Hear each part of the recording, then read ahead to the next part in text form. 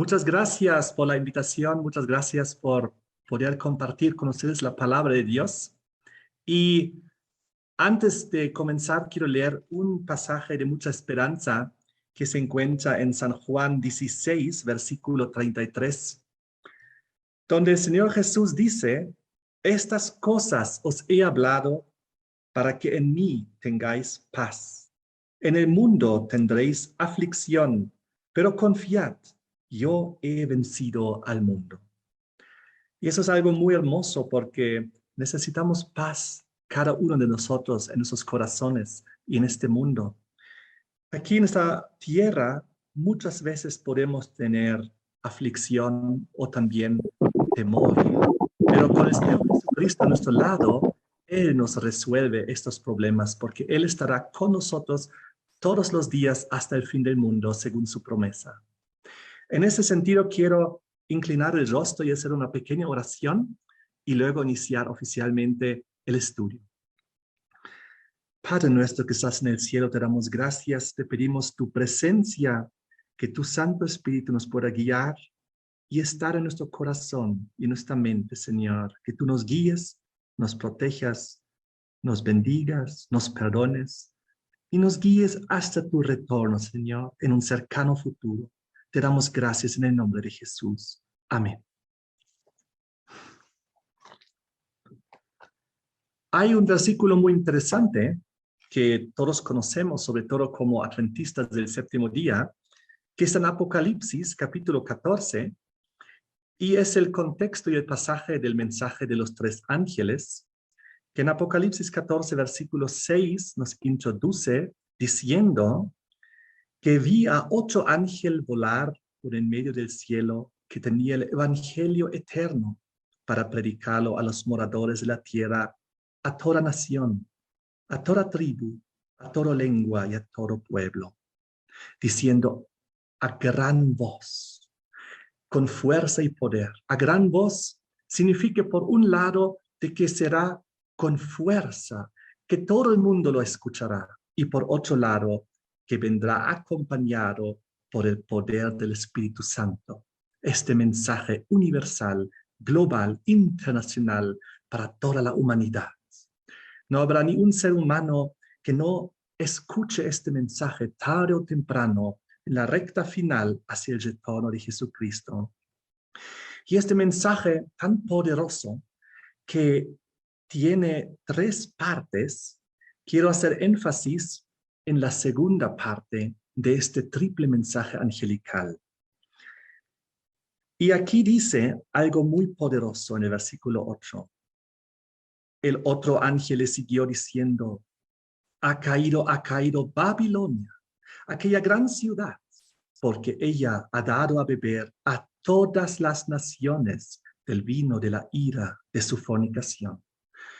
La razón por la cual este triple mensaje angelical tiene que ser llevado y predicado a los moradores de la tierra, a toda nación, tribu, lengua y pueblo, es porque Babilonia ha hecho beber a todas las naciones, a todas las tribus, a todas las lenguas y a todos los pueblos con el vino de la ira de su fornicación.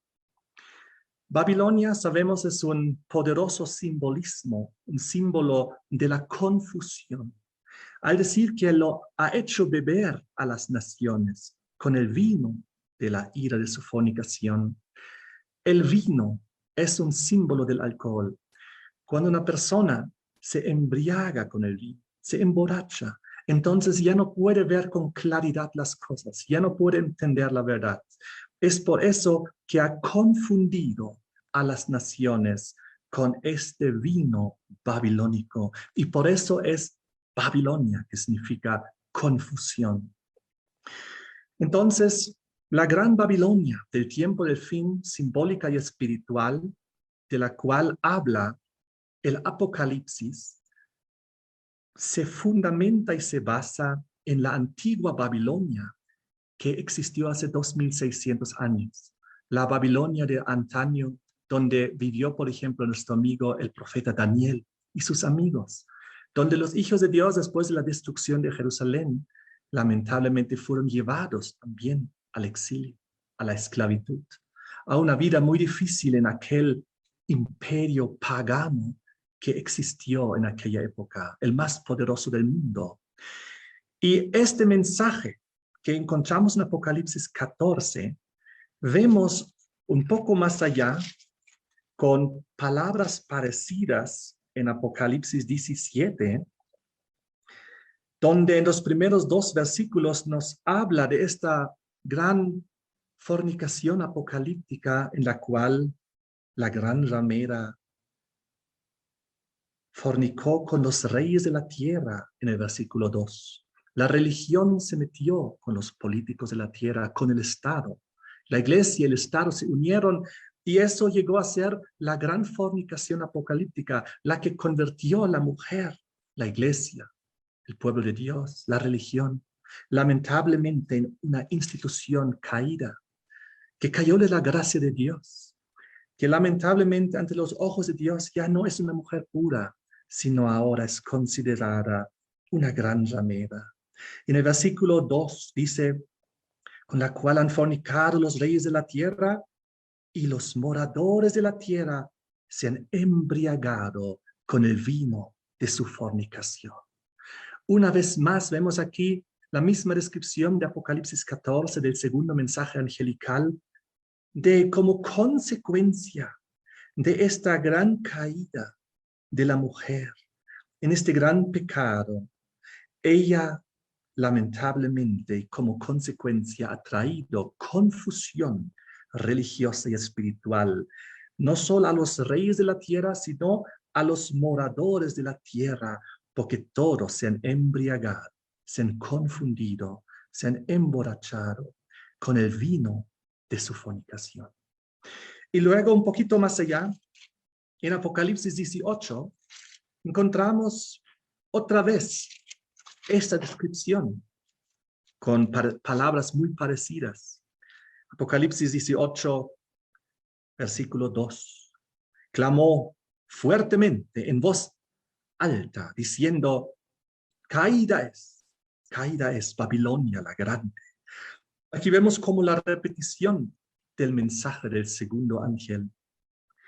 Y dice, y Babilonia es hecha habitación de demonios y guarida de todo espíritu inmundo y albergue de toda ave inmunda y aborrecible, porque todas las naciones han bebido del vino del furor de su fornicación.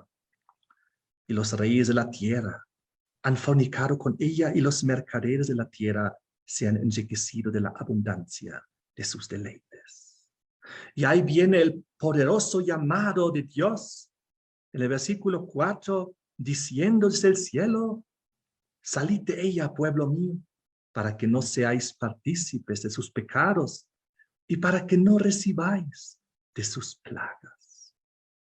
Pues este sistema espiritual, simbólico, babilónico del tiempo del fin, es un lugar de perdición, de pecado, un lugar del cual el pueblo de Dios debe salir para no participar de sus pecados. Y sabemos que pecado es transgresión de la ley divina. Así lo escribe y describe en 1 de Juan 3, versículo 4. Y también es una advertencia, una amonestación por amor para que no recibáis las plagas. Pues las plagas serán el castigo que caerán finalmente sobre Babilonia y sobre los moradores de Babilonia que no hayan abandonado a tiempo este sistema de confusión total y de pecado. Ahora vamos un poco atrás en la historia, al libro de Daniel, para entender un poquito más a qué se refiere estos pasajes cuando nos hablan en primer lugar de Babilonia, en segundo lugar de que Babilonia tiene un problema que es el vino babilónico que confundió a los moradores de la tierra. Vamos a ver cómo podemos entender esto a través de una historia que se encuentra en el libro de Daniel, capítulo 5. Daniel, capítulo 5, nos relata el momento cuando Babilonia cayó, cuando Babilonia finalmente colapsó y se desintegró. Igual como los pasajes que acabamos de leer en Apocalipsis, los tres están en relación a la caída de Babilonia. Inclusive la presentan, la enseñan, la predican, la proclaman, la caída final de Babilonia en su segunda fase. Esta vez la Babilonia simbólica y espiritual a nivel global, en el tiempo del fin, antes del retorno de Jesucristo, y en el contexto previo a las plagas postreras que caerán sobre Babilonia en el fin de los tiempos. Y dice aquí Daniel capítulo 5, la descripción de la caída de Babilonia de la antigüedad. El rey Belsasar, versículo 1, hizo un gran banquete a 1000 de sus príncipes, y en presencia de los 1000 bebía vino. Aquí se nos introduce el vino babilónico en relación a la caída de Babilonia. Si entendemos la caída de Babilonia de la antigüedad, entenderemos la caída de la Babilonia del tiempo del fin. Dice Belsasar, con el gusto del vino, cuando ya estaba mareado, cuando ya estaba un poco embriagado, mandó que trajesen los vasos de oro y de plata que Nabucodonosor, su padre, había traído del templo de Jerusalén, para que bebiesen en ellos el rey y sus príncipes, sus esposas y sus concubinas. Era una tremenda fiesta babilónica, una tremenda decadente fiesta. La descripción sigue así en el versículo 3. Entonces fueron traídos los vasos de oro que habían traído del templo de la casa de Dios que estaba en Jerusalén, y bebieron con ellos el rey y sus príncipes, sus esposas y sus concubinas. Bebieron vino, el vino babilónico, y alabaron a los dioses de oro y de plata, de bronce, de hierro, de madera y de piedra. Esta tremenda fiesta babilónica, una borrachera, una orgía, una idolatría, porque aquí se podía adorar y venerar a cualquier divinidad, menos al verdadero Dios, creador de los cielos y de la tierra. Era permitido todo tipo de fe, todo tipo de religiosidad, todo tipo de espiritualidad. No importaba qué metal tenía el Dios, si era de oro, de plata, o de bronce, o de hierro, o de madera, o de piedra. Cada cual era libre de adorar la divinidad, la deidad pagana que él más le gustaba, pero toda una falsa, errónea, confusa religión babilónica. Dejen el dedo aquí en Daniel 5, vuelvan a Apocalipsis 18, donde hace unos instantes leímos en el contexto del tiempo del fin, la repetición del segundo mensaje angelical, que en realidad llega a ser como el cuarto mensaje final a la humanidad. Y aquí en Apocalipsis 18, versículo 2, este gran mensaje que iluminará la tierra entera, como explica el versículo 1, diciendo, caída, caída es Babilonia la grande, habitación de demonios, guarida de todo espíritu inmundo, albergue de toda ave inmunda y aborrecible, porque todas las naciones han bebido del vino del furor de su fornicación. Aquí nos muestra de que en este sistema babilónico del fin, ella es guarida de todo tipo de espíritu inmundo. ¿Cuántos espíritus santos existen? Solo existe uno, el Espíritu Santo. Pero ¿cuántos espíritus inmundos existen? Muchos, muchas falsas enseñanzas espiritistas. Y aquí dice, albergue de toda ave inmunda y aborrecible. ¿Cómo es representado el ave limpio en la Biblia? Es la paloma que representa el Espíritu Santo. Y aquí dice que hay toda albergue de aves inmundas y aborrecibles en Babilonia. Eso es terrible. Volvemos atrás a Daniel capítulo 5. Y aquí en Daniel capítulo 5 vemos la caída de Babilonia de antaño. Y aquí también era permitido toda falsa adoración, menos la verdadera. Y lo impresionante en aquel entonces fue que ellos trajeron los vasos que Nabucodonosor, su padre, había traído del templo de Jerusalén. Eso es algo muy importante. Cuando Nabucodonosor, en el capítulo 1 de Daniel, fue con sus ejércitos a Jerusalén a tomar la ciudad, porque Dios había retirado su bendición de ella por su constante rebelión del pueblo de Dios.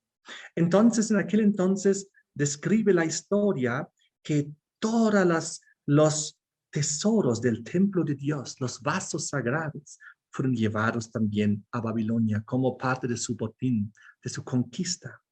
Y ahora, embriagado Belsasar en Daniel 5, versículo 2, él manda que se trajese esos vasos de oro y de plata que Nabucodonosor, su padre, había traído del templo de Jerusalén.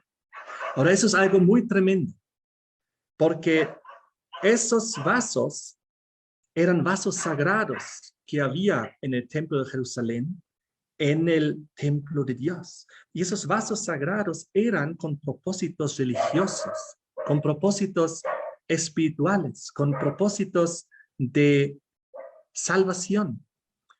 Por ejemplo, en la antigüedad, en esos vasos en el templo, se ponía la sangre de los corderos o de las palomas.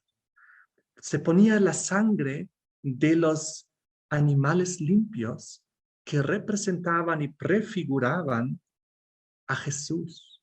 Por ejemplo, la sangre de los corderos que fueron sacrificados a lo largo de los siglos, que representaba la sangre limpia y sin pecado de Jesucristo, fueron puestos dentro de esos vasos para llevarlos dentro del templo, desde el atrio al lugar santo, al lugar santísimo, etc., en el contexto del plan de salvación, del arrepentimiento de los pecados, del perdón de los pecados, de la reconciliación, del gran sacrificio que Dios hizo para la humanidad a través de su Hijo Jesucristo. Todo eso estaba en estos vasos sagrados. Y ahora, ¿qué pasó? Estos vasos sagrados ahora fueron totalmente, su santidad les fue robada, porque en ellos, en vez de donde antes entraba la sangre del Cordero que representaba la sangre de Cristo, sin pecado y sin contaminación, ahora has introducido el vino fermentado babilónico en una fiesta pagana donde reinaba el paganismo, la idolatría, la orgía, el pecado, toda la confusión babilónica. Entonces, este vino babilónico, fermentado, alcoholizado, que embriaga y confunde a las personas, fue echado dentro de los vasos sagrados del templo de Dios. Y eso representa y nos enseña y explica a lo que se refiere el Apocalipsis cuando habla del vino de la fornicación babilónica, que ha hecho confundir y embriagar a todos los moradores de la tierra. ¿Por qué? Porque el vino, que es un símbolo en la Biblia de pecado, fue introducido en los vasos de oro, de plata, símbolo de la santidad, de la sangre de Cristo y del plan de salvación. Entonces hubo una mezcla fatal, una confusión. Y esta mezcla y confusión es el vino de la fornicación babilónica. ¿Por qué la mujer santa se convirtió en mujer ramera en Apocalipsis 17? Porque tuvo relaciones ilícitas con los reyes de la tierra. La religión se metió con la política, la iglesia con el Estado. Y ahora vemos aquí a otro nivel la mezcla de algo ilícito, algo que no se debe combinar, algo que no se debe unir, algo que debe estar separado. Lo santo de lo profano, lo justo de lo injusto, lo santo de lo pecaminoso, lo puro de lo sucio. Y aquí vemos cómo el vino babilónico representa una mezcla de la verdad y la mentira, de lo correcto y lo falso. El vino babilónico es una mezcla babilónica confusa donde ya nadie sabe qué es la verdad, qué es lo correcto, qué es lo que se debe hacer. Es una confusión total babilónica que vino en aquel entonces y que ya se vino a esta tierra también. La gente está confundida, la gente está engañada, la gente no sabe cuál es el camino verdadero. La gente está como embriagada, confundida. Cientos y miles de religiones. ¿Cuál puede ser la cierta? Cientos y miles de formas de adoración. ¿Cuál es la verdadera y la correcta? Tantas filosofías, tantas doctrinas, tantas hipótesis, tantas enseñanzas. La gente no sabe la verdad, no puede saber porque ha sido realmente confundida, engañada en el tiempo del fin. Ahora, lo interesante es, si ustedes recuerdan, las divinidades que fueron adoradas allá en esta terrible fiesta pagana en Daniel capítulo 5, cuando colapsó, esa fue la última noche de Babilonia. Cuando colapsó finalmente Babilonia, dice en el versículo 5 del capítulo 5, en aquella misma hora salieron unos dedos de mano de hombre y escribían delante del candelero sobre lo encalado de la pared del palacio real, y el rey veía la palma de la mano que escribía. Entonces demudó el semblante del rey y sus pensamientos lo turbaron. Se desataron las ceñiduras de sus lomos, sus rodillas se batían la una contra la otra. Él se dio cuenta que había intervención divina. Algo sobrenatural ocurrió. Los dedos escribieron en la pared un mensaje. Y luego el rey iba a entender el mensaje gracias al profeta Daniel. Y ese mensaje era que Babilonia había caído, que él había sido juzgado en una balanza y que ha sido pesado muy, muy liviano, por lo tanto está perdido. Y que Babilonia cayó y ahora iba a venir otro imperio, los medos y los persas. Tremendo mensaje. Una fiesta babilónica cuando ellos pensaban que Babilonia nunca iba a caer, que Babilonia iba a ser eterna. Los babilónicos hicieron esta tremenda fiesta a pesar de que la ciudad estaba rodeada ya hace semanas de los medo-persas. Pero ellos pensaban en su orgullo, en su vanidad, de que nunca iban a lograr los soldados medo-persas invadir la ciudad. La ciudad era muy fortificada, tenía muros muy altos, como de 70 metros. Tenía encima de los muros como una calle de 2 carriles que rodeaba toda la ciudad. Tenían un poderoso ejército y dentro de la ciudad tenían agua, porque el río pasaba por la ciudad, el Éufrates. Y dentro de la ciudad tenían alimentos, tenían cultivos.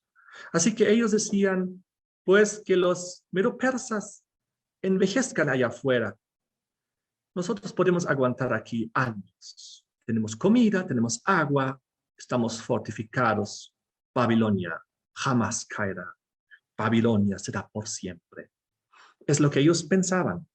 Y en esa misma noche murieron, porque invadieron los medo-persas, porque ellos pasaron por el río, ellos cavaron un desvío del río, el río bajó su cauce y ellos entraron por el río hacia la ciudad, el río que había bajado, y los grandes puertas de metal que había ahí no estaban cerrados, estaban abiertos. Y los soldados entraron por ahí y pudieron matar fácilmente a los babilonios dentro de la ciudad. Así fue la caída de Babilonia. Dios no permitió más. Llegó a un límite su paciencia de Dios cuando él vio de que sus cosas santas y sagradas fueron tan despreciadas, fueron tan ensuciadas, fueron realmente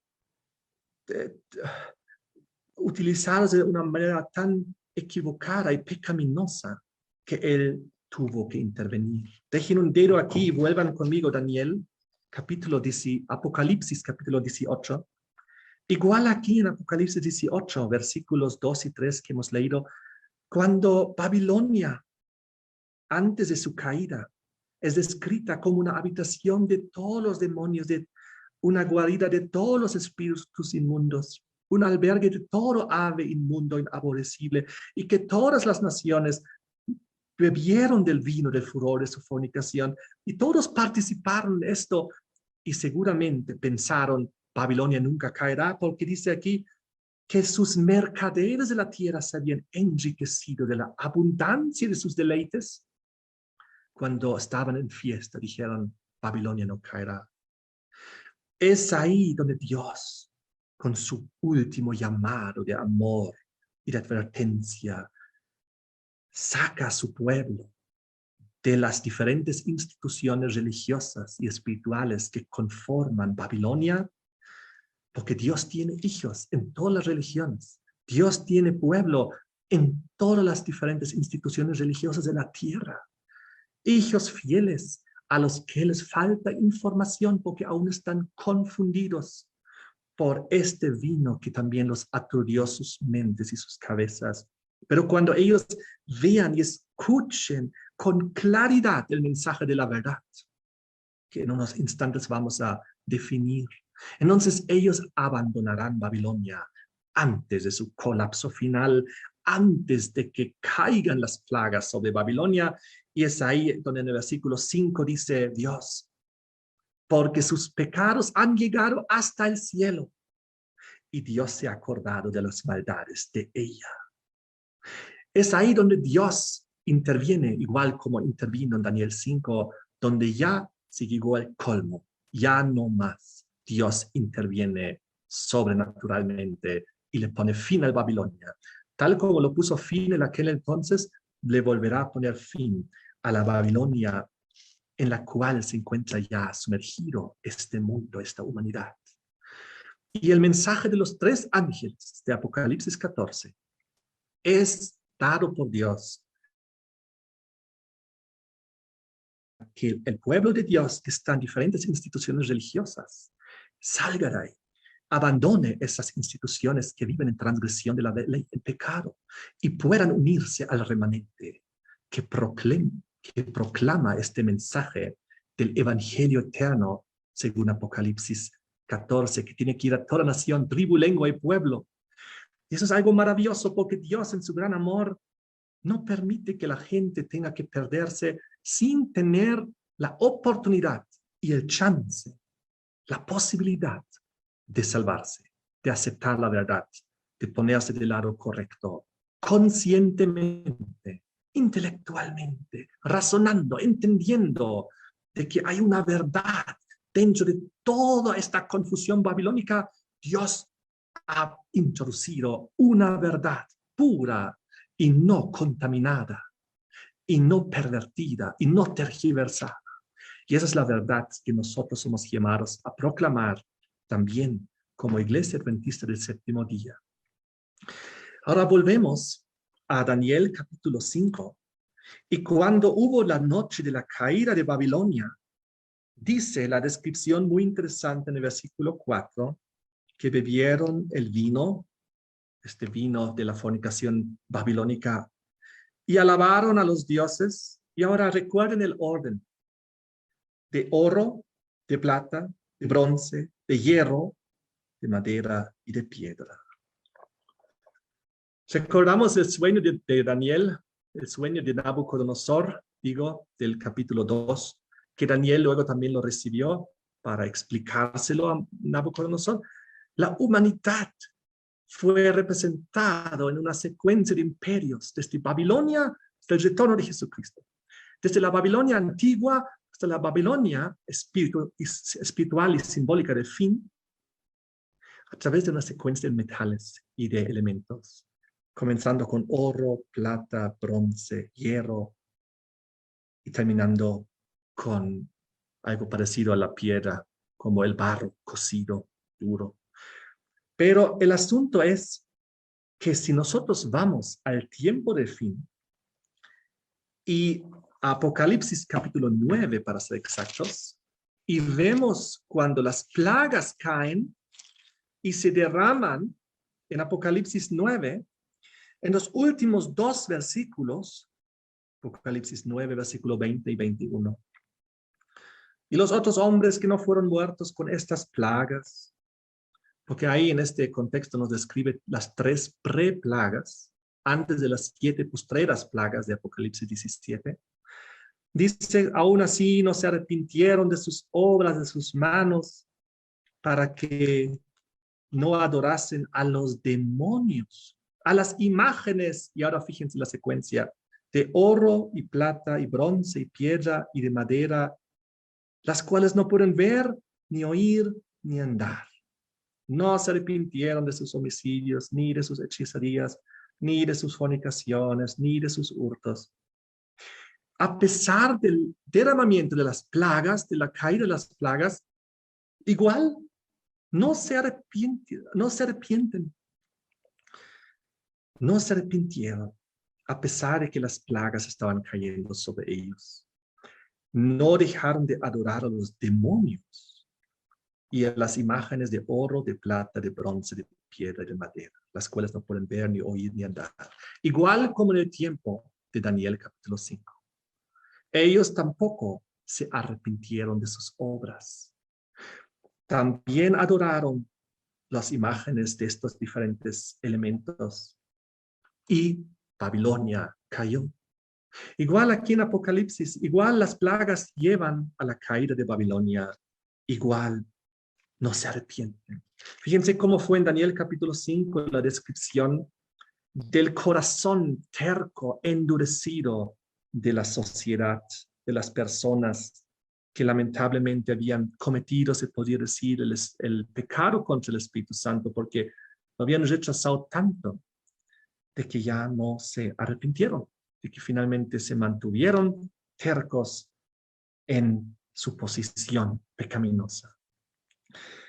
Miren aquí en Daniel capítulo 5, cuando Daniel es traído para que hable con el rey Belsasar y le explique lo que estaba escrito en la pared.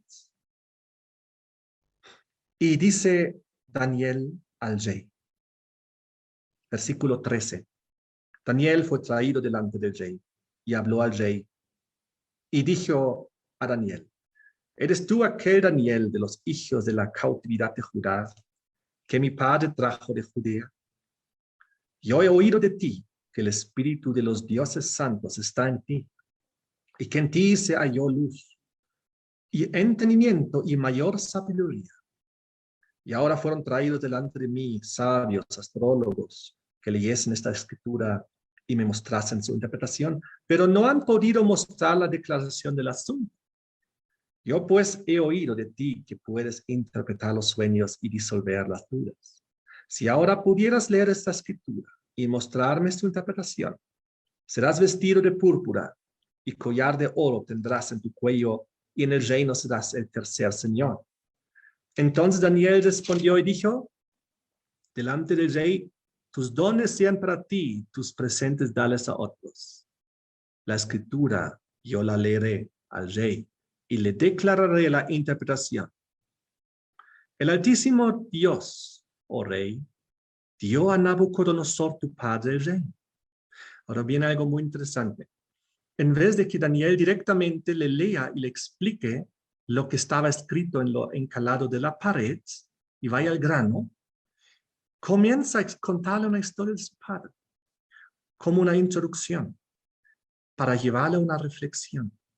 Y le cuenta lo siguiente. El Señor, el Dios Altísimo, oh Rey, dio a Nabucodonosor, tu padre, el reino, y la grandeza, y la gloria, y la honra. Y por la grandeza que le dio, todos los pueblos, naciones y lenguas temblaban y temían delante de él. A quien quería mataba, a quien quería dejaba con vida. A quien quería engrandecía y a quien quería humillaba. Mas cuando su corazón se ensorbeció y su espíritu se endureció en altivez, fue dispuesto del trono de su reino y traspasaron de él la gloria. Y fue echado de entre los hijos de los hombres, y su corazón fue puesto con las bestias. Y con los asnos monteses fue su morada, hierba le hicieron comer como el buey. Y su cuerpo fue bañado con el rocío del cielo hasta que reconoció que el Altísimo Dios señorea en el reino de los hombres y que pone sobre él a quien le place. Y ahora escuchen, ahora viene algo muy tremendo que tenía que escuchar Belsasar. Y tú, su hijo Belsasar, no has humillado tu corazón sabiendo todo esto, sino que contra el Señor del cielo te has ensorbecido e hiciste traer delante de ti los vasos de su casa. Y tú y tus príncipes, tus esposas y tus concubinas, bebisteis vino en ellos. Además de esto, diste alabanza a dioses de plata y de oro, de bronce, de hierro, de madera y de piedra, que ni ven, ni oyen, ni saben. Y al Dios en cuya mano está tu vida y de quien son todos tus caminos, no honraste. Qué tremendo. Y luego le explicó la escritura y la condenación, el juicio. Entonces, Belsasar sabía, pero aún así, él conocía la historia antigua, él conocía las experiencias del pasado, pero él decidió no hacer caso, ir su propio camino, que lo llevó finalmente a la perdición y la caída de Babilonia y la desintegración de su imperio. Ahora, si vamos a Apocalipsis 9, como acabamos de ver en los versículos 20 y 21, cuando caen las plagas finales que llegan a la destrucción y la caída de la Babilonia final del tiempo del fin, ni aún se arrepintieron de las obras de sus manos para que no adorasen a los demonios y a las imágenes de oro, plata, bronce, piedra y madera, las cuales no pueden ver, ni oír, ni andar. Es casi la misma descripción, casi las mismas palabras, porque ambas historias son una misma historia. Solo nos muestra la historia de la antigüedad y ahora la repetición que nos toca vivir a nosotros aquí en la tierra en el tiempo del fin antes que venga Jesús. Y si vamos a Apocalipsis 16 y vemos las 7 postreras plagas, siguen igual como las 3 preplagas que acabamos de ver. En Apocalipsis 16 también, cuando se derrama la primera de las plagas en el versículo 2, se derrama exclusivamente sobre aquellos seres humanos que tercamente, por voluntad propia, por decisión propia, decidieron quedarse en Babilonia y no hacer caso al mensaje de advertencia y de amor de Dios que decía: salid de ella, pueblo mío, salid de las instituciones religiosas y espirituales caídas, únanse al remanente, salid de las instituciones que viven en pecado y en transgresión de la ley. Pero ellos decidieron quedar adentro y por eso dice versículo 2, Apocalipsis 16, 2. La primera plaga, ¿saben lo que será? La primera plaga será una pandemia global, pero una pandemia que la humanidad jamás, nunca ha visto, porque afectará a cada ser humano, menos los hijos de Dios que recibieron el sello de Dios en la frente, la protección divina frente a las plagas, aquellos que abandonaron Babilonia, aquellos que ya estaban afuera y hicieron el llamado a que salgan de Babilonia y que recibieron el sello de Dios o lo recibirán. Y de esta manera tengan la protección divina frente a las plagas. Y miren esta terrible pandemia global que se viene. Apocalipsis 16, 2. Fue el primero y derramó su copa sobre la tierra y vino una pestilente y maligna úlcera sobre los hombres que tenían la imagen de la bestia y que adoraban su imagen. Imagínense qué terrible cuando las personas tengan una maligna úlcera, una pestilente y maligna úlcera en sus cuerpos y que no se podrán sanar. No habrá remedio, no habrá vacuna, no habrá medicamentos para esto, no va a desaparecer, porque es una plaga que no se puede solucionar humanamente. No habrá remedio humanamente. Será un castigo divino, será una plaga, y que les tocará a todos aquellos que se mantendrán tercamente en el engaño, en el error. Aunque había luz, aunque escucharon con claridad y con voz fuerte el mensaje, aún así decidieron quedarse ahí. Y miren su reacción. Cae una plaga tras otra. Y en el versículo 6, en el versículo 5 aparece un ángel. El ángel de las aguas decía: justo eres tú, oh Señor, que eras y serás, porque has juzgado así. Por cuanto ellos derramaban la sangre de los santos y de los profetas, tú les has dado beber sangre, pues se lo merecen. Tremendo. Pero luego cuando el sol caliente de sobremanera, de una manera que no nos podemos ni imaginar, hoy ya estamos experimentando el cambio climático. Hay lugares donde hay un calor terrible en la tierra. Hay gente que se muere ya por el calor. También hay extremos de frío y hay gente que se muere por el frío. Pero esas cosas llegarán a un clímax, a un extremo aún mucho más grande en las plagas. Calor mucho más intenso y frío mucho más intenso. Por eso en la cuarta plaga se nos dice en el versículo 8 que el cuarto ángel derramó su copa sobre el sol y le fue dado quemar a los hombres con fuego. Y los hombres se quemaron con el gran calor y blasfemaron el nombre de Dios, que tiene potestad sobre estas plagas, y no se arrepintieron para darle gloria. Ahí está el punto. En vez de arrepentirse, blasfeman. Y luego sigue así igual el versículo 11, blasfemaron contra Dios del cielo por causa de sus dolores, por sus plagas, y no se arrepintieron de sus obras. No hay arrepentimiento. Ellos ya tomaron su decisión, su corazón está endurecido, ya la puerta de la gracia ya se cerró, ya hay solo dos posiciones, salvados, perdidos. El Espíritu Santo ya se retiró, ellos ya cometieron el pecado contra el Espíritu Santo, que finalmente se decretó ya como una marca sobre ellos. Tremendo, ya no hay arrepentimiento, porque ustedes saben quién es el que produce también el arrepentimiento. Es el Espíritu Santo. El Espíritu Santo ya se habrá retirado de la tierra, ya habrá culminado su obra. Toda la humanidad habrá tenido el tiempo de arrepentirse a tiempo, durante mucho, mucho tiempo. Jesús dice que el tiempo del fin será como el tiempo de Noé. ¿Cuánto tiempo tuvieron para arrepentirse en aquel entonces? 120 años. Y cuando se vino el diluvio, cuando ya la puerta se cerró, ahí no podían ya entrar. Y aquí algo parecido, tantos siglos, tantos milenios de historia mundial, tanta misericordia de Dios, tanta paciencia, pero finalmente ya se cierra la puerta, el colmo habrá llegado, el pecado habrá llegado al cielo. Igual como en Daniel capítulo 5, cuando ya el colmo, cuando sus vasos sagrados de Dios habían sido totalmente contaminados por el pecado y por el alcohol y las bebidas y la idolatría y el paganismo, las orgías y el pecado en todas sus formas.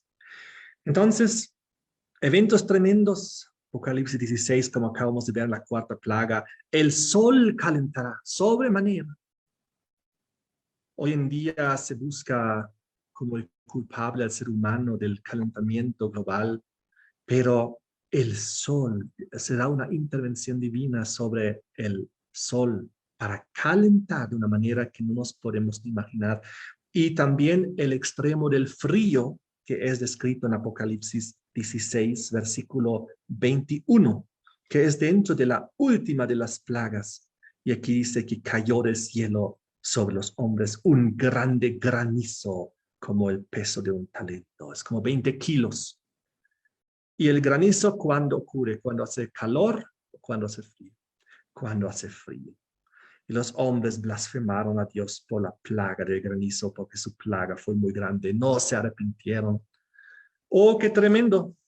Entonces, vemos aquí eventos venideros muy poderosos y quiero mostrarles por qué Babilonia es Babilonia. ¿Cuáles son sus dos errores capitales? ¿Cuáles son sus dos doctrinas principales que unen a todas las religiones de la tierra en una mezcla babilónica de fin? Sucede que en todas las religiones hay más o menos verdad. Porque si tú miras a las diferentes religiones, siempre vas a encontrar cosas buenas, cosas malas, en algunas muchas cosas buenas y pocas malas, en otras muchas cosas malas, pocas buenas, hablando bíblicamente del contexto de las enseñanzas de la palabra de Dios. Si tú tienes 100 diferentes ríos, uno es muy turbio, el otro es relativamente claro y hay muchos intermedios, y mezclas todos los ríos en un río principal y juntas todos los ríos, llegará un río turbio. Será un río turbio. Entonces, eso es lo que es Babilonia. Pero las personas que están dentro de las diferentes denominaciones o religiones están ahí porque creen que es la verdad, porque hay algunas verdades ahí. Y se aferran de esas verdades y se justifican por eso y piensan que están en lo correcto. Pero cuando ellos se dan cuenta, y se darán cuenta, gracias al mensaje de los 3 ángeles, y con refuerzo del 4º ángel de Apocalipsis 18, de que hay una claridad y una luz muy poderosa, ellos podrán ver el error dentro de sus instituciones, el engaño dentro de sus instituciones, y podrán salir y decir, no me voy a quedar más aquí. Pensé que estaba bien, pero ahora tengo más luz, ahora tengo más conocimiento, ahora sé más, ahora conozco la verdad. Y la Apocalipsis es muy claro y muy sencillo, pues Dios es un Dios de luz y no de oscuridad ni de confusión. Dios es un Dios muy pragmático, muy claro, muy didáctico. Él enseña con claridad para que no nos tengamos que perder. Apocalipsis 16, cuando habla de la gran Babilonia del tiempo del fin, en el versículo, Apocalipsis 16, versículo 13, nos describe aquí la gran Babilonia del fin. Vi salir de la boca del dragón, de la boca de la bestia y la boca del falso profeta 3 espíritus inmundos a manera de ranas, porque son espíritus de demonios, que hacen milagros y que van a los reyes de la tierra en todo el mundo para congregarlos para la batalla de aquel gran día de Dios Todopoderoso. El versículo 16 dice que se trata de la batalla del Armagedón, la batalla final, todos los reyes de la tierra unidos, sus ejércitos reunidos, todas las poblaciones, los moradores de la tierra unidos, porque están todos embriagados del vino de la fornicación babilónica. Y en ese contexto, dice el versículo 19 que cuando Babilonia cae, cuando se desintegra, cuando colapsa, en el versículo 19, la gran ciudad, la gran Babilonia, fue partida, fue dividida en 3 partes. Y las ciudades de las naciones cayeron. Y la gran Babilonia vino en memoria delante de Dios para darle el cáliz del vino, del furor, de su ira. Castigo final, plagas finales, destrucción final de Babilonia. Pero lo importante es aquí que dice que la gran Babilonia fue partida en 3 partes, fue vuelta a desintegrarse, porque Babilonia fue compuesta por 3 partes, según el versículo 13, porque Babilonia es compuesta por el dragón, la bestia y el falso profeta, por 3 diferentes actores. Y ellos forman la gran Babilonia del fin. Y cuando colapsa, se vuelve a desintegrar en sus partes. Y las 3 grandes potencias que representan también religiones, ellas tienen una cosa en común y es el espiritismo. Porque dice en el versículo 13 que de la boca del dragón y de la boca de la bestia y de la boca del falso profeta salen 3 espíritus inmundos a manera de ranas. Ranas son animales inmundos porque son espíritus de demonios que hacen milagros, etc. Milagros falsos, cosas, eventos sobrenaturales, que la gente les va a confundir. La gente cree que cuando hay algo sobrenatural, la gente cree que cuando hay un milagro, que es automáticamente de Dios, porque no conocen la Biblia, no conocen la palabra de Dios y no saben que también hay milagros falsos de los demonios, tal como indica aquí, de los espíritus inmundos, de los ángeles caídos, señales grandes, milagros, cosas sobrenaturales. La gente va a ver esas cosas sobrenaturales y van a creer que es de Dios.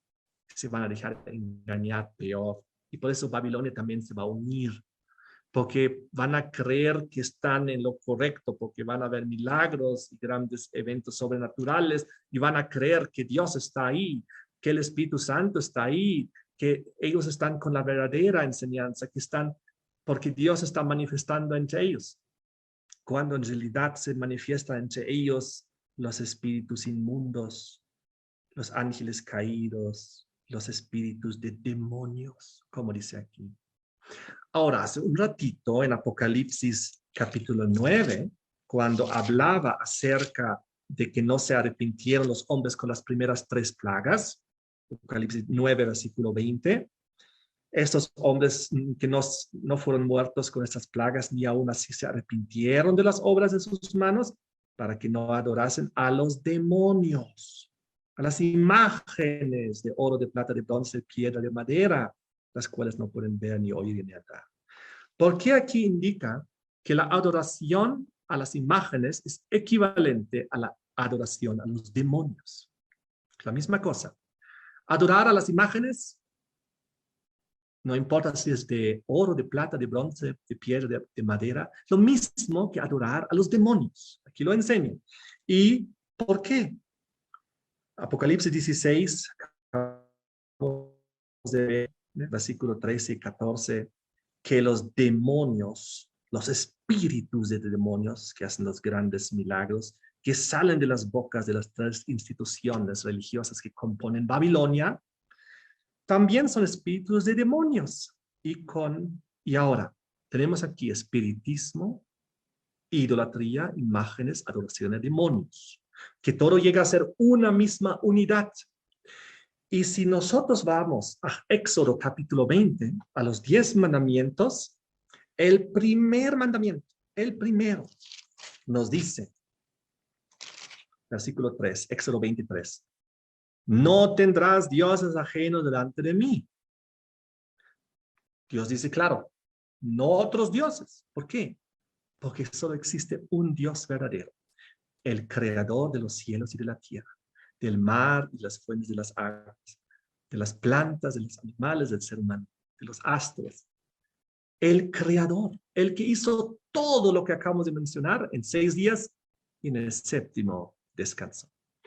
Y ahora, el segundo mandamiento dice, como consecuencia, ya que solo existe un verdadero Dios, creador de los cielos y de la tierra, no te harás imagen ni ninguna semejanza de lo que está arriba en el cielo, ni abajo en la tierra, ni en las aguas debajo de la tierra.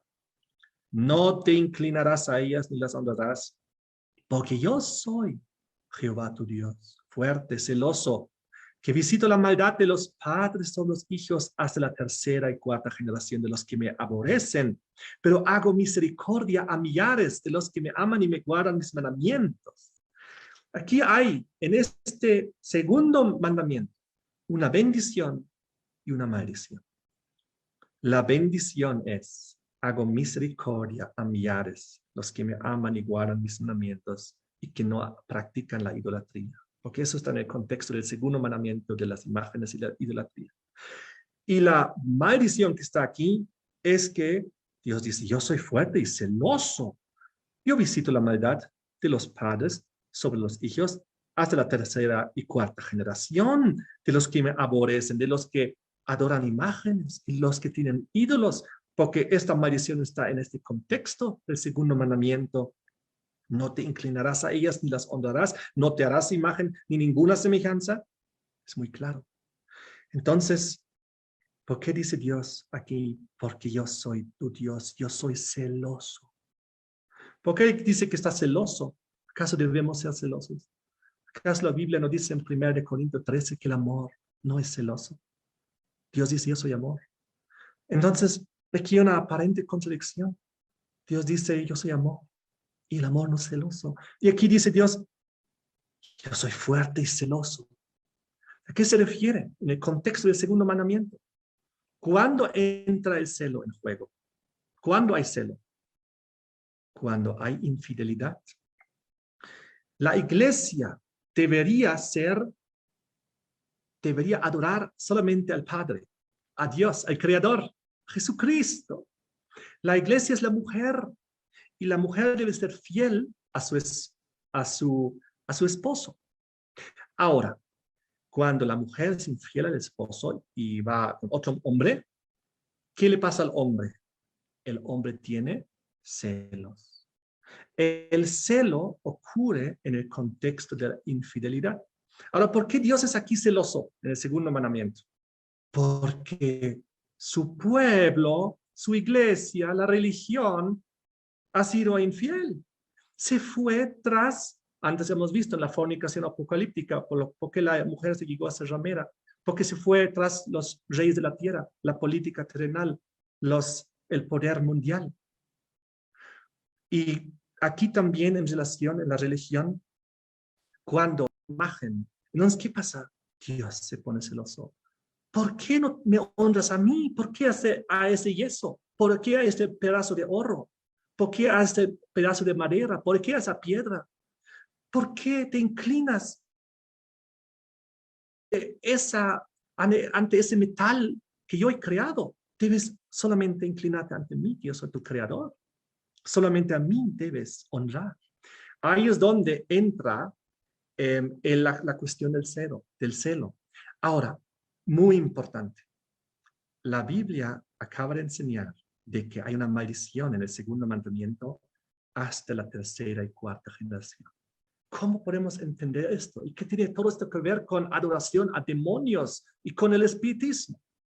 Ocurre que cuando alguien pone una imagen o de un santo, por ejemplo, es de alguien que falleció en el pasado, de alguien que vivió hace 100 años, hace 500 años, hace 1000 años, qué sé yo, que se lo venera, se le levantó una imagen, una estatua, un monumento, una escultura. Y entonces, por ejemplo, ante el santo, en muchas religiones se pone velas, se pone pedidos, se lo ora, se los besa los pies, tiene como un intermediador entre el hombre y Dios. Y Dios condena eso. En primer lugar, dice que no hay que tener imágenes. Y en segundo lugar, esas personas que ahora son honradas y veneradas y inclinadas ante ellas, son personas fallecidas, que ya no viven, están muertas. Pero que en las religiones paganas, ellos creen que han ido al cielo. O en las religiones cristianas también. Tanto en el catolicismo, sobre todo en el catolicismo, se cree que los santos están en el cielo y se los puede venerar y buscar y inclinarse ante ellos. Eso incluye a la Virgen María.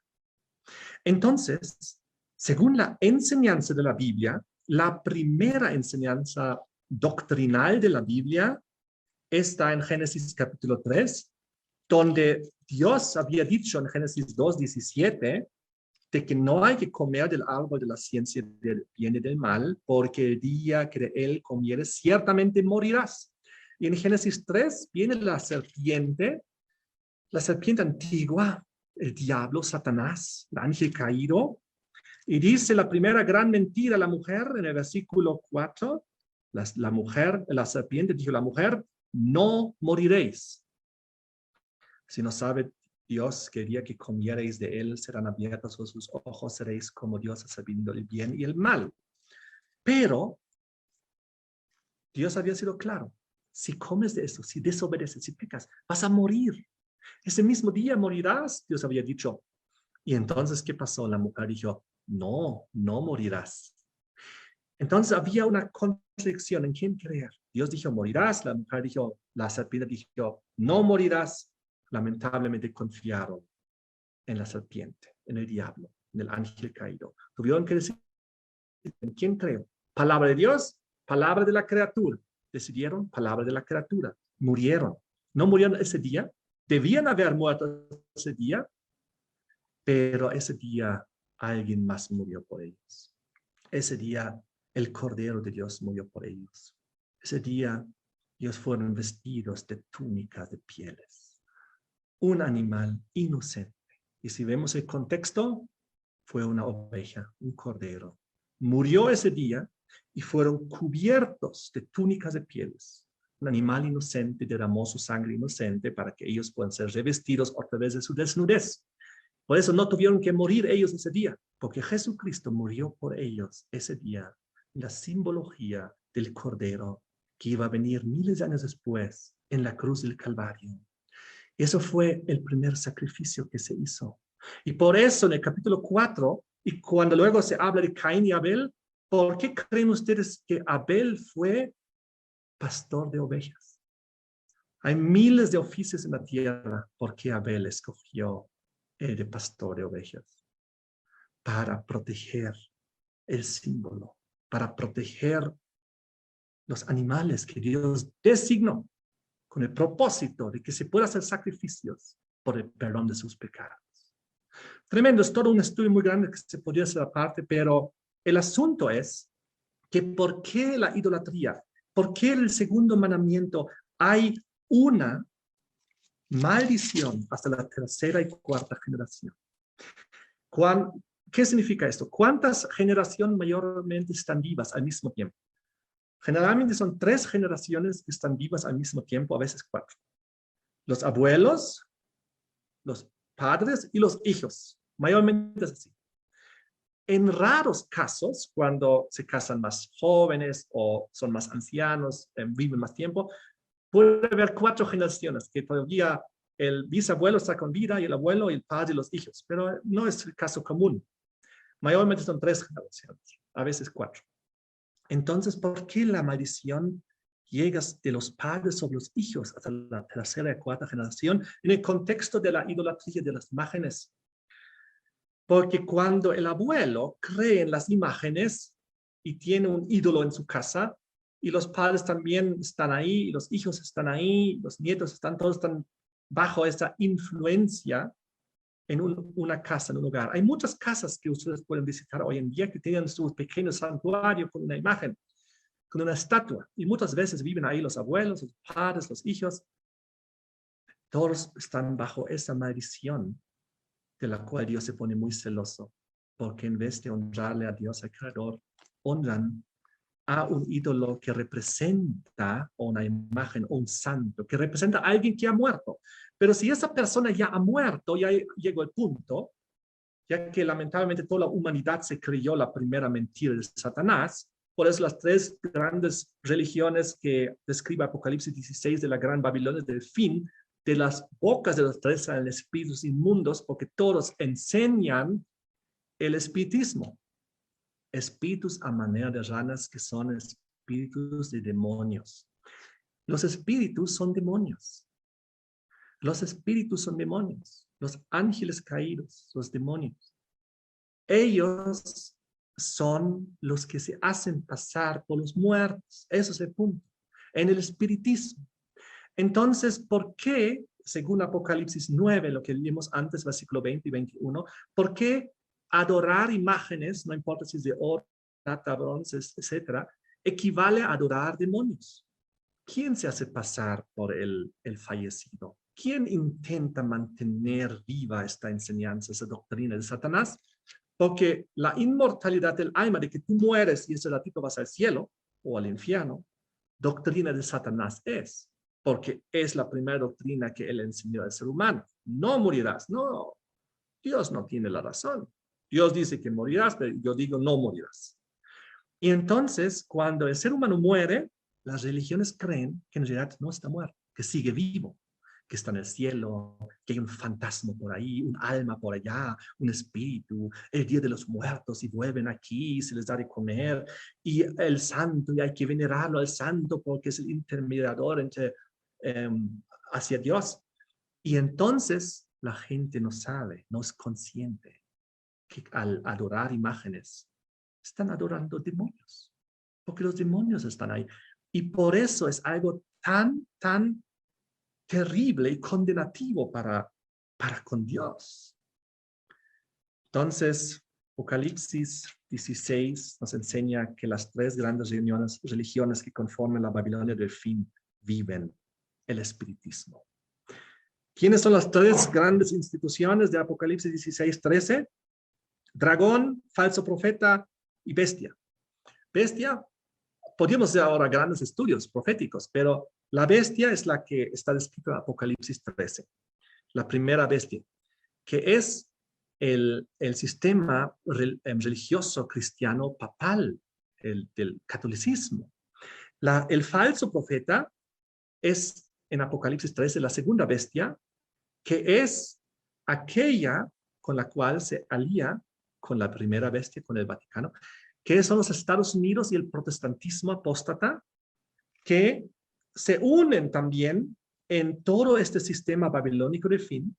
Y si la bestia es un sistema poderoso y representa el Roma papal y representa una religión que es el catolicismo, y si el falso profeta representa una institución poderosísima que son los Estados Unidos, pero también representa una religión que es el protestantismo, pero apóstata. Entonces el dragón también tiene que representar, por un lado, una institución poderosa y por otro lado, una religión. Sabemos que el dragón también es símbolo del diablo, Apocalipsis 12, versículo 9.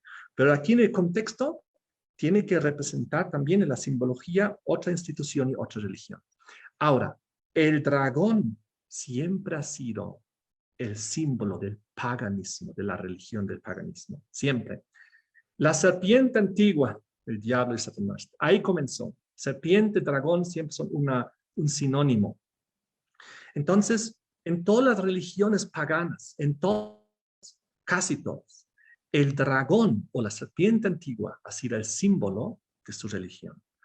En China, en Corea, en Japón, en la India, en Corea, en África, en Europa, en las antiguas tribus, en América, tanto en Norteamérica, Centroamérica, Sudamérica, mayas, incas y aztecas, todos tenían la simbología del dragón, siempre.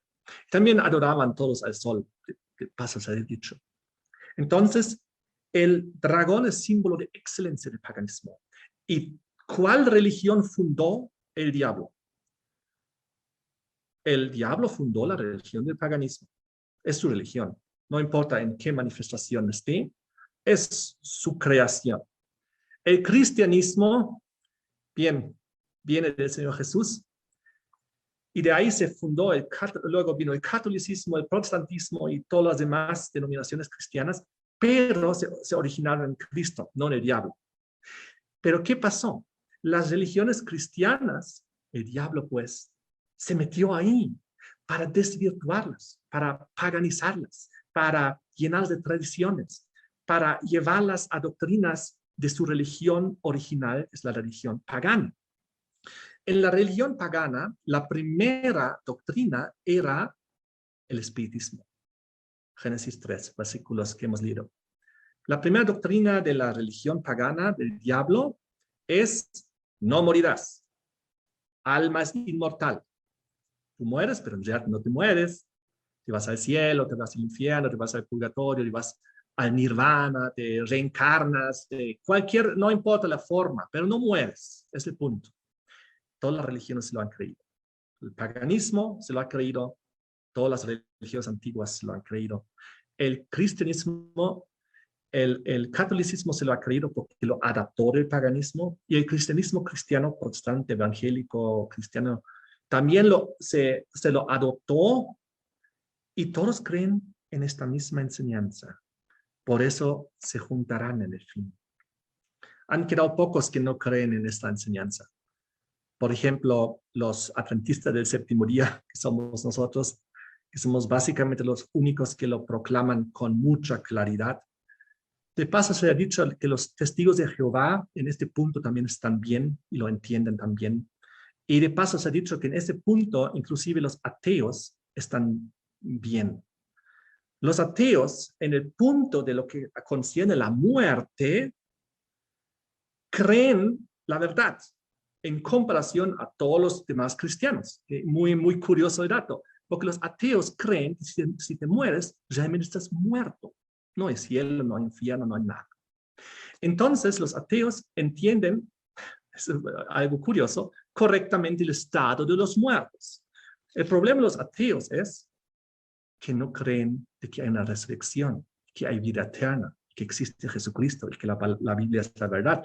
Por lo tanto, no les sirve de nada estar correcto de que la muerte es realmente la muerte. No hay vida ahí. Pero ahora sucede que nosotros como pueblo de Dios, para identificar Babilonia, tenemos aquí el primero de los dos grandes pasos. Babilonia enseña el estado de los muertos, inmortalidad del alma, espiritismo.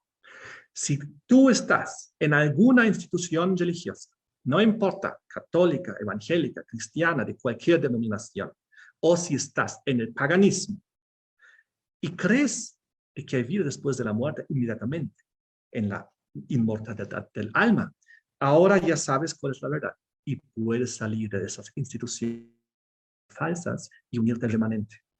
Ahora, la segunda, ¿por qué? Porque mantener esa creencia sin querer es creer y aceptar una doctrina del diablo. Y está dentro de la religión del diablo, porque uno ha aceptado sus doctrinas. Es tremendo. Así que hay que salir de esas instituciones. Si uno no lo sabía antes, está bien, porque la luz es progresiva, uno va aprendiendo y luego uno toma decisiones y se sale de ahí. La segunda está en Apocalipsis 18 y en el versículo 4. Después de presentar a Babilonia, Dios dice, salid de ella, pueblo mío, para que no seáis partícipes de sus pecados y para que no recibáis sus plagas. Aquí el Apocalipsis muy sencillamente define la segunda característica para definir las doctrinas falsas de Babilonia. ¿Y cuáles son? Vive en pecado. Muy fácil. ¿Y qué es pecado? 1 de Juan 3:4. Pecado es transgresión de la ley. Así que Babilonia, tanto el dragón como la bestia, como el falso profeta, tienen que vivir en transgresión de la ley, tienen que vivir en pecado. Ahora, si analizamos el paganismo y el catolicismo y el protestantismo apóstata, el cristianismo, si analizamos todo respecto a los 10 mandamientos de Dios para ver en qué sentido están viviendo en pecado, vemos que el paganismo transgrede el segundo mandamiento y el cuarto mandamiento, que el cuarto enseña el sábado, pero el paganismo, como segunda doctrina de Satanás, introdujo en la tierra la adoración al sol, en vez de la adoración al creador del sol. Al implementar el diablo su segunda doctrina a la humanidad en su religión del paganismo, introdujo la adoración al sol, y con él vino la adoración y el descanso en el día del sol, que es el primer día de la semana, adoptado por todas las religiones del paganismo antiguo. Porque en todas las antiguas civilizaciones, culturas y religiones, el primer día siempre es el día del sol, el día de adoración al sol. Luego, si vemos en el catolicismo, lamentablemente también adoptó eso y se introdujo el domingo, el día del sol, dentro del cristianismo católico, y cuando vino el protestantismo y luego el mundo evangélico cristiano, lo adoptaron también. Así que en el cuarto mandamiento, las 3 religiones que conforman Babilonia viven en transgresión de la ley. Si tú todavía vives descansando en domingo y no en sábado, entonces es el momento para darte cuenta de la verdad y decir, wow, esa es una doctrina diabólica, es una doctrina de la religión de Satanás, de Lucifer, es una doctrina de su religión pagana que él instituyó y que luego fue lamentablemente introducido en el cristianismo. Así que tal como dice el espíritu de profecía, Elena G. White, que hay dos errores fundamentales en el cual se unirá el mundo, tal como describe el Apocalipsis, Babilonia final. Los dos errores son la inmortalidad del alma, espiritismo, y el cambio de la ley divina del sábado al domingo, el día del sol. Esas son las dos y están claramente definidas. No hay donde perderse. Como iglesia adventista, somos la única que no ha caído en esos dos errores babilónicos. Por eso la iglesia adventista no puede ser Babilonia. Hay uno que otro que a veces dice por ahí esas cosas que la iglesia llegó es Babilonia. Falso, porque es muy fácil con los dos puntos probar que no lo es. Babilonia es definida por transgresión de la ley, porque ha ido el sábado al domingo, y Babilonia es definida por el espiritismo y la inmortalidad del alma. Esas son las únicas dos definiciones bíblicas y proféticas para definir Babilonia. Y la iglesia adventista del séptimo día es un remanente, es una bastión en esta tierra, porque mantiene los dos pilares, la verdad acerca del estado de los muertos y la verdad acerca de la ley de Dios del sábado. Y eso es algo poderosísimo. Por eso Dios nos entregó a nosotros la tarea de proclamar el mensaje de los tres ángeles y de que las personas que están en las diferentes instituciones, salid de ella, pueblo mío, salid de la bestia, salid del catolicismo, salid del falso profeta, salid del mundo cristiano, apóstata, evangélico, cristiano, pagano, es decir, protestante. Salid del paganismo y únanse al remanente que guarda los mandamientos de Dios y tiene la fe de Jesús. Ese es el llamado. Y ahora, para terminar el mensaje, quiero decirles de que nosotros no debemos ser como Jonás. Jonás recibió un llamado de ir a Nínive a predicar su destrucción y a llevar un mensaje que no iba a ser popular, un mensaje que en realidad nadie quiere escuchar y que nadie quiere proclamar, un mensaje difícil, un mensaje que te puede traer persecución, rechazo. Pero Jonás conocía la verdad, conocía el verdadero Dios de los cielos y de la tierra. Y Dios llamó a Jonás. Jonás, anda, predica. Este es mi mensaje. Pero es la verdad. ¿Y qué hizo Jonás? Huyó, escapó, intentó desviarse del destino que Dios tenía para él, del propósito que Dios tenía para él, de la misión que Dios le había preparado. Y no lo quería hacer. Quería huir. Pero Dios intervino y le llevó finalmente a Nínive para que predique. Y predicó. Y cumplió finalmente su misión que Dios le había encomendado. Y finalmente el milagro ocurrió y Nínive inclusive se arrepintió. Impresionante la historia que pasó. Nosotros tenemos un mensaje poderosísimo, el mensaje de los tres ángeles. La pregunta es, ¿estamos cumpliendo nuestro destino o estamos huyendo de nuestro destino? Estamos escapando, estamos huyendo, no queremos proclamar este mensaje porque no es popular, porque nos pondrá bajo persecución, porque la gente nos dirá que somos unos fanáticos, unos extremistas, que estamos locos. Predicar que Cristo viene, que se derramarán las 7 plagas, que esas instituciones son todas originadas finalmente con doctrinas diabólicas y hay que abandonar esas instituciones porque vendrán plagas y vendrá una pandemia. La primera plaga será terrible pandemia de úlceras malignas y pestilentes. Realmente no es un mensaje muy popular. Si no has estado predicando, pero estos mensajes que Dios ha encomendado a su pueblo, Iglesia Adventista del Séptimo Día, que Dios encomendó a nosotros, porque es nuestra responsabilidad como iglesia, porque nosotros conocemos la verdad respecto a esas cosas, y si no lo estamos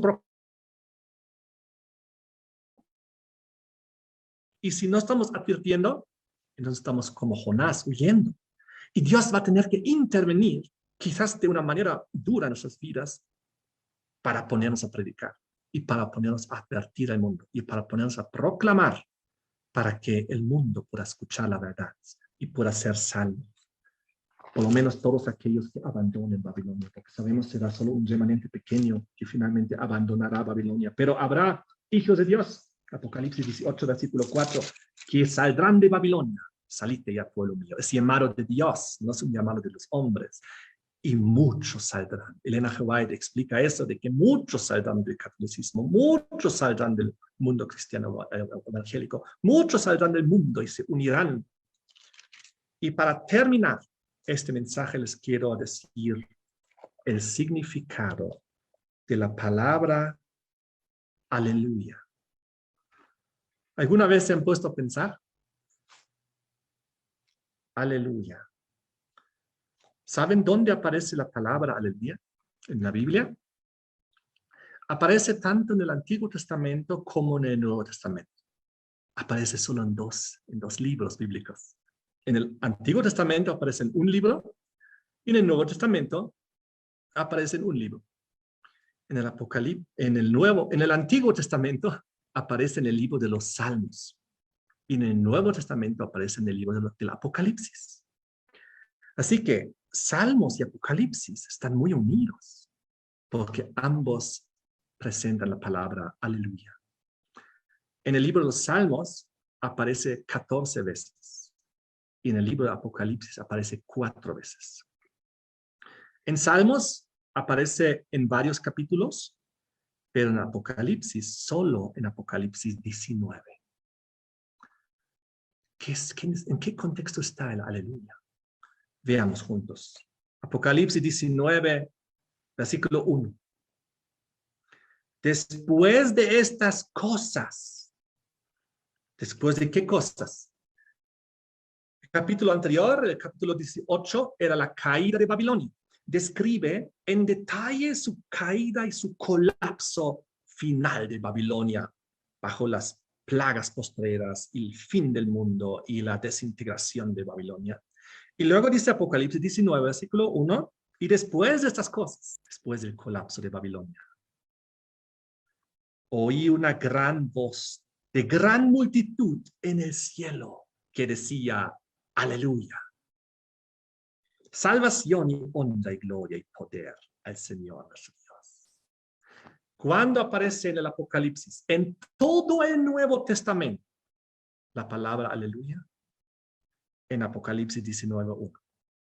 Después del colapso de Babilonia. Después de la desintegración de Babilonia. Cuando finalmente cae. Cuando se culmina el mensaje de los 3 ángeles. Cuando el ser humano ha tomado su decisión.